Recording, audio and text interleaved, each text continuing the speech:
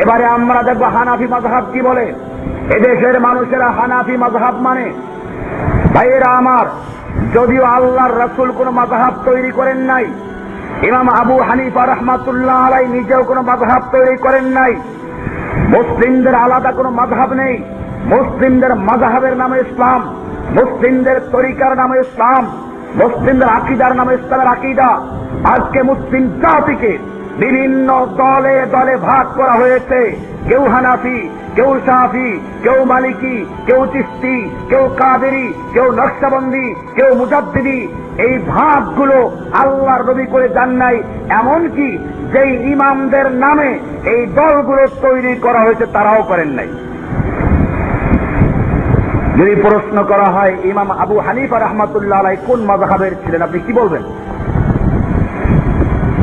ইমাম আবু হানিফা রাহমাতুল্লাহ আলাইহি কোন মাযহাবের ছিলেন? ইমাম শাফিঈ কোন মাযহাবের ছিলেন? মাযহাব তো ওনাদের নামে পরে তৈরি করো। ওরা কোন মাযহাবের ছিলেন? ওনারা যেই মাযহাবের ছিলেন তার নাম রাসূলের মাযহাব। সাহাবায়ে কেরামদের মাযহাবের নাম ছিল কি? রাসূলের মাযহাব। আজকে মুসলিম জাতি আকীদা মানে আশআরী মাতুরিদি, মাযহাব মানে হানাফি, শাফি, হাম্বলি, মালিকি, আর তরিকা মানে চিশতি, কাদেরি, নকশবন্দি, মুজাদ্দিদি। এরপরে মুসলিমদেরকে হাজার হাজার ফেরকায় বিভক্ত করে আজকে ছাগলের মতো মার খাওয়ানো হচ্ছে। অথচ মুসলিমদের বলা হয়েছিল মুসলিমদের একজন ইমাম থাকবে।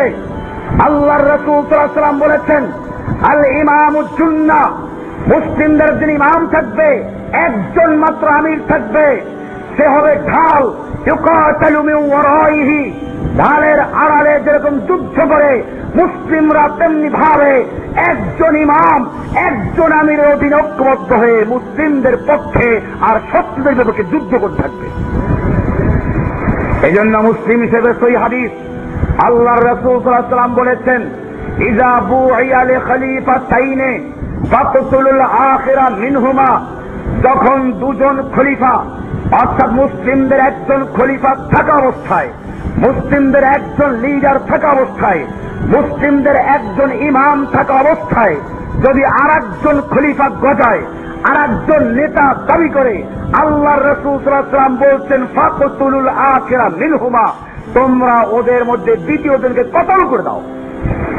মুসলিম হিসেবে হাদিস, মিশকাতের বাবুলে মারওয়াল কদা অনেকগুলো হাদিস আছে, সেখানে পরিষ্কার বলা আছে, আইয়াম্মা কানা, সে ব্যক্তি যত বড় বুজুর্গ হোক, যত বড় পীর হোক, যত বড় আলেম হোক, যত বড় মুহাদ্দিস হোক, ইসলামে ফেরকা তৈরি করার সুযোগ নেই। তোমরা তাকে কতল করে দিয়ে ফেরকার নিষ্পত্তি করে দাও। আজকে মুসলিমরা খালি বিভিন্ন দলে বিভক্ত হয় নাই, মুসলিমরা তাদের টুপি পর্যন্ত ভাগ করে ফেলেছে। এক এক পীরের এক এক টুপি। আমার এই উপরে লেকচার আছে, আজকে সেদিক যাচ্ছি না। একটা লোক ছাগল রাখতো, 3 মালিকের ছাগল।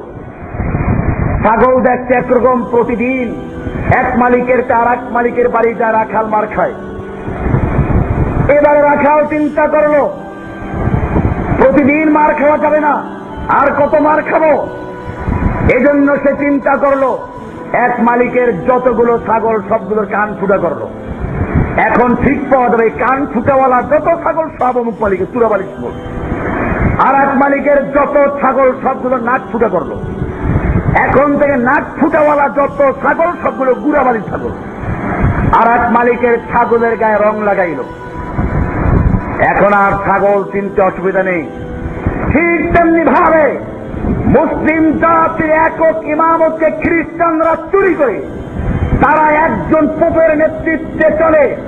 আর মুসলিম জাতিকে চিশতিয়া, কাদেরিয়া, নকশবন্দিয়া, মুজাদ্দিদিয়া হাজারো ফেরকায় বিভক্ত করে দিয়ে এরপরে তাদেরকে চিনা যায়। সেজন্য কারো টুপি পাঁচকল্লি, কারো গোল, কারো লম্বা, টুপি পর্যন্ত ভাগ করেছে, পাগড়ির কালার পর্যন্ত ভাগ করে দিয়েছে।